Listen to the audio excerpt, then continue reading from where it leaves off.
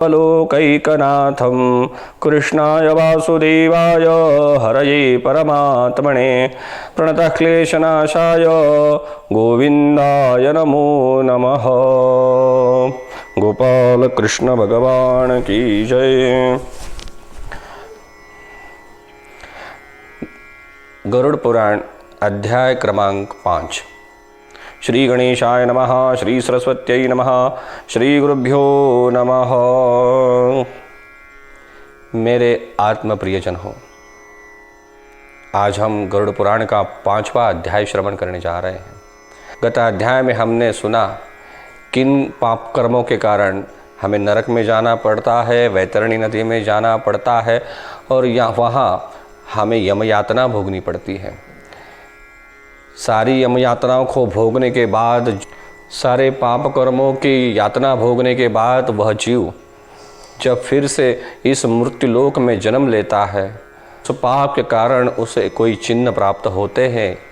वह कैसे होते हैं यह इस अध्याय में बताया है। गरुड़ जी ने कहा, हे प्रभु, जिन जिन पापों के कारण से जो जो चिन्ह होते हैं और जिन जिन योनियों में उस पापी का जन्म होता है वह मैं सुनना चाहता हूँ।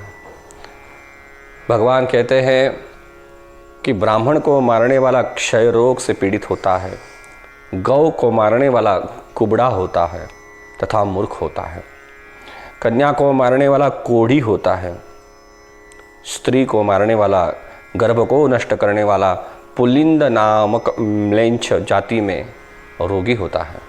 देखिए, हमारे धर्मशास्त्रों में गर्भपात करना, गर्भ को नष्ट करना हिंसा कहा गया है।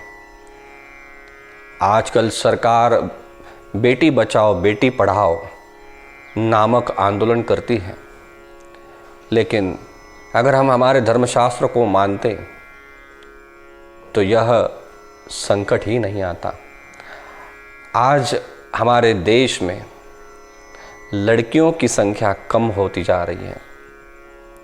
लड़कियों को पढ़ाया नहीं जाता, इसलिए वह अशिक्षित रहती है, दुनियादारी वह सीख नहीं पाती, फिर जन्म भर अनेकों संकटों से वह घिरी रहती है।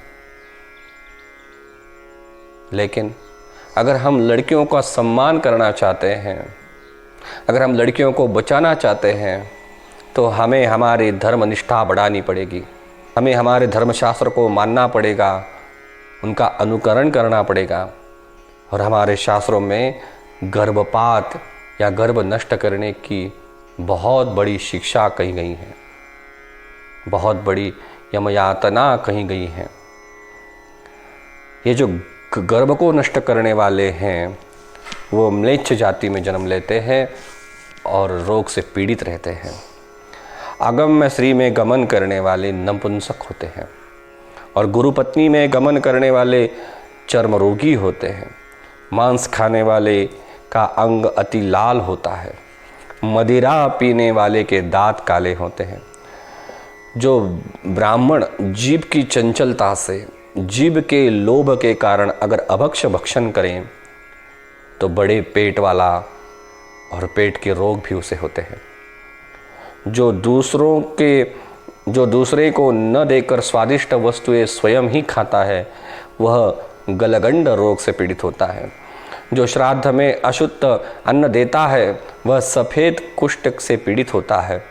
अभिमान युक्त जो गुरु का अपमान करता है वह मूर्छा के रोग से पीड़ित होता है। शास्त्र तथा वेदों की निंदा करने वाला निश्चय ही पांडुरोगी होता है। झूठी गवाही देने वाला गूंगा, पंक्ति भेद करने वाला काना, लगे हुए विवाह को बिगाड़ने वाला बिना ओट का जन्म लेता है। पुस्तक को चुराने वाला जन्मांध होता है। गौ ब्राह्मण को लात मारने वाला लुंज और तथा पंगु होता है। असत्य बोलने वाला गदगद और झूठ सुनने वाला बधिर होता है। विष देने वाला मूर्ख और उन्मत्त होता है। घर में आग लगाने वाला खलवाट, मांस बेचने वाला दुर्भग और पराये मांस को खाने वाला रोगी होता है।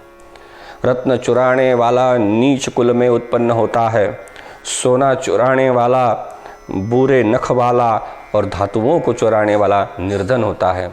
अन्न चुराने वाला, धान को चुराने वाला टड्डी, जल को चुराने वाला पपीहा, विष को चुराने वाला बिच्छू होता है।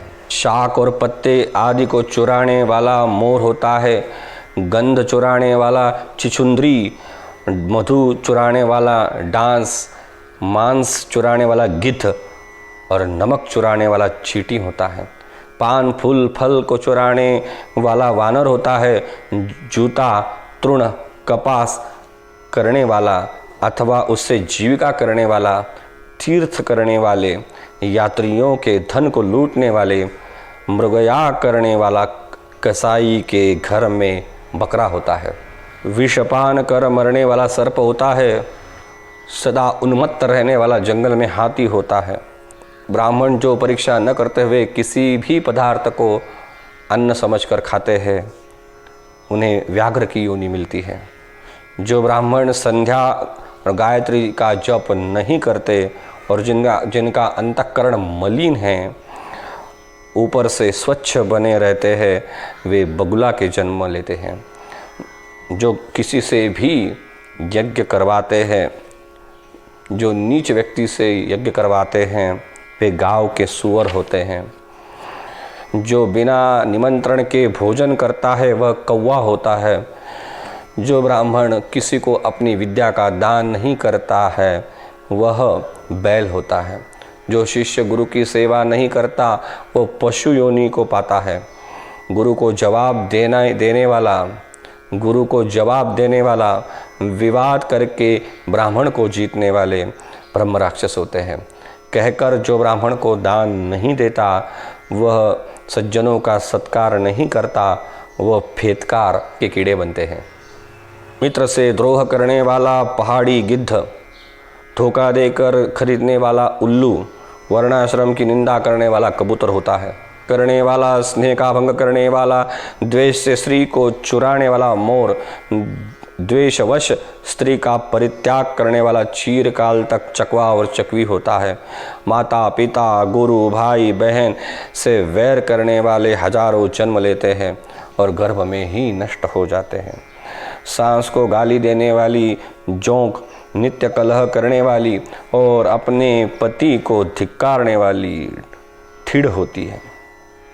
सास को गाली देने वाली बहू, नित्य कलह करने वाली और अपने पति का धिक्कार करने वाली ठिड़ होती है। जो स्त्री अपने पति को छोड़कर दूसरे पुरुष से प्रीति करती है वह गोह अथवा दो मुंह वाली सर्पिण होती है। अपने गोत्र की स्त्री में गमन करने वाले तरक्षु और शल्लकी होकर भालू की योनि में उत्पन्न होते हैं। जैसे हमारे संस्कृति में विवाह संस्कार होता है और विवाह के लिए एक स्त्री, एक लड़का और एक लड़की तय की जाती है, लेकिन देखा जाता है कि उसका कुल क्या है, उसका गोत्र क्या है, उसकी जाति क्या है, उसका वर्ण क्या है। इसका मतलब साइंस की भाषा में उन दोनों के डीएनए क्या है, क्या उनके डीएनए मैच करते हैं, क्या उनके डीएनए मिलाकर जो संतति निर्माण होने वाली है वह शारीरिक और मानसिक और बौद्धिक दृष्टि से कैसी होगी। इसका एक साइंस हमारे पूर्वजों का था। इसीलिए एक गोत्र में शादी नहीं होती थी। इसका आध्यात्मिक कारण यह भी है कि जिस ऋषि के हम संतान हैं उस ऋषि का नाम मतलब हमारा गोत्र होता है। और अगर दोनों का गोत्र एक ही है, मतलब लड़का और लड़की दोनों एक ही ऋषि के वंशज है, मतलब वह एक परिवार के हुए, भाई बहन हुए। परिवार में एक गोत्र में विवाह नहीं होता है और साइंस ने भी अब ये प्रूव कर लिया है कि ऐसे लोगों के डीएनए से उत्पन्न संतति में जो शारीरिक, मानसिक और बौद्धिक व्यंग पाया जाता है। और यह साइंस हमारे पूर्वजों को पता था।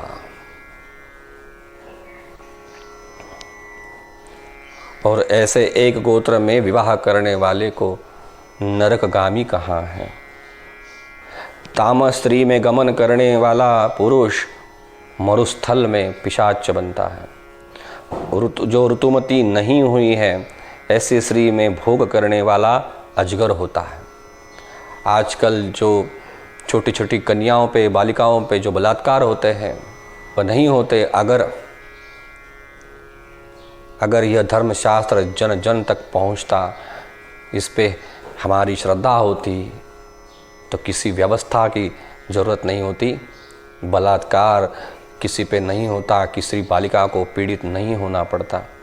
लेकिन अगर किसी बालिका को ऐसे पीड़ा देने वाला पुरुष है तो वह अजगर की योनि में जाता है, नरक में जाता है। नरक गुरु की स्त्री से भोग करने वाला विष खोपड़ा, राजा की स्त्री से भोग करने वाला दुष्ट और मित्र की स्त्री से गमन करने वाला गधा होता है। शूद्रा स्त्री से गमन करने वाला बैल होता है। महाकामी तथा लंपट घोड़ा होता है। मृतक के 11वें दिन के भोजन करने वाला कुत्ता, देवताओं के भागों को खाने वाला मुर्गा होता है।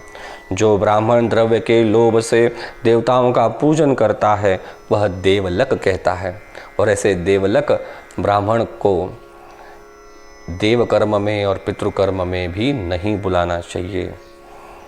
जो प्राणी घोर नरकों का उपभोग करके कर्म के क्षय होने पर इस संसार में पुनः आते हैं, फिर भी वे महापातकी इस संसार में भी दुख भोगते हैं। ब्रह्म हत्या करने वाला मनुष्य गधा, ऊंट और भैंस की योनि में उत्पन्न होता है। मदिरा पीने वाला भेड़िया, कुत्ता और सियार की योनि में पैदा होता है। सोना चुराने वाला कीड़ा, मकोड़ा और पतंग योनि में जन्म लेता है। गुरुपत्नी में गमन करने वाला क्रम से तृण, लता, वृक्ष आदि की योनि पाता है। दूसरों की स्त्री हरण करने वाला, दूसरों की धरोहर को पचाने वाला, लूटने वाला, देवता ब्राह्मण के धन को हरने वाला ब्रह्म राक्षस होता है। बलात्कार से तथा चोरी से खाया हुआ धन चंद्र और तारा है तब तक जला देता है।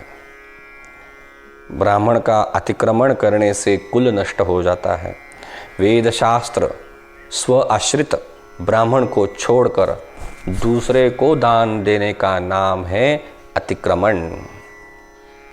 अपनी दी हुई अथवा औरों की दी हुई जमीन जो छीन लेते हैं वे 60,000 वर्ष तक विष्ठा के कीड़े होते हैं। जो अपने दिए हुए पदार्थ को स्वयं छीन लेता है वह पापी प्रलय काल पर्यंत नरक में ही वास करता है। हे गरुड़, उपरुक्त कहे गए यह सब छिन्न और योनियां अपने अपने कर्मों के द्वारा प्राप्त होती हैं। इसके पश्चात हजारों जन्म में पशु पक्षी आदि तिर्यक योनि को प्राप्त होकर भारवाहक पशु की देह, भारवाहक पशु मतलब ऊंट, बैल, गधा होते हैं। इसके पश्चात वर्षा, शीत, घाम से उत्पन्न हुए पक्षियों के दुख को भोगने पर जब जीव शुभ अशुभ कर्म को समाप्त कर देता है तब वह मनुष्य देह पाता है। स्त्री पुरुष के संग से गर्भ में जीव प्राप्त होकर क्रमशः बढ़ता है और गर्भ से लेकर मरण पर्यंत दुख पाकर फिर मर जाता है। सभी शरीरधारियों का जन्म और विनाश होता है। 4 प्रकार के देहधारी होते हैं, 4 प्रकार के जन्म होते हैं। अंडज मतलब अंड से उत्पन्न होने वाला,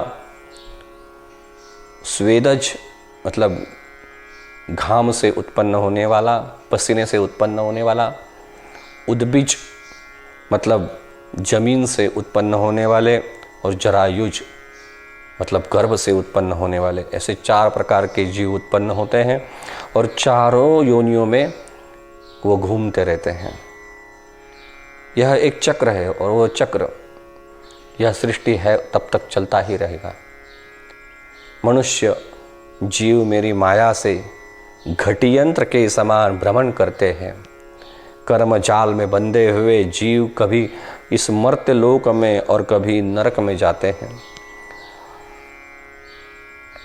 वस्तुओं का दान नहीं किया, धर्म कार्य नहीं किया, सत्कार्य नहीं किया, ऐसे लोग अगले जन्म में दरिद्री होते हैं। और दरिद्री है, उस दरिद्री से ऊपर उठने के लिए पाप करते हैं और उस पाप के कारण वह नरक में जाते हैं और नरक से आने के बाद फिर दरिद्री होते हैं। तो दरिद्री, पाप कर्म, नरकवास और फिर दरिद्री, ऐसा यह चक्र भी अखंड चलता रहता है और बारंबार दुख भोगना पड़ता है। अपने किए हुए शुभ अशुभ कर्मों का फल अवश्य ही भोगना पड़ता है। अवश्यमेव भोक्तव्यम कृतम कर्म शुभाशुभम। भगवान कहते हैं कि कर्म फल से कोई छूट नहीं सकता, किसी का छुटकारा नहीं है। जो तुम करोगे वही तुम पाओगे। अगर बबूले का बीज बोया है तो आम कहाँ से मिलेगा? आम खाना है तो आम ही बोना पड़ेगा। सुख चाहिए तो सत्कर्म ही करने पड़ेंगे, धर्म कार्य ही करने पड़ेंगे। लेकिन मनुष्य मोहवश होकर या अज्ञान के कारण या नास्तिकता के कारण वह किसी की सुनता नहीं। वो न माता पिता की सुनता है, न अपने गुरुजनों की सुनता है, न धर्म ग्रंथों की सुनता है। वह तो मन जैसा कहेगा वैसा ही उछलते रहता है, दौड़ते रहता है, स्वैराचारी बनता है। और ऐसे मनुष्य को उसके पाप कर्म का फल दुख ही भोगना पड़ता है। बिना भोगे तुम कितने भी जन्म लो, वह कर्म फल समाप्त नहीं होता। यहाँ पे गरुड़ पुराण में से 5वां अध्याय समाप्त होता है। गोपाल कृष्ण भगवान की जय।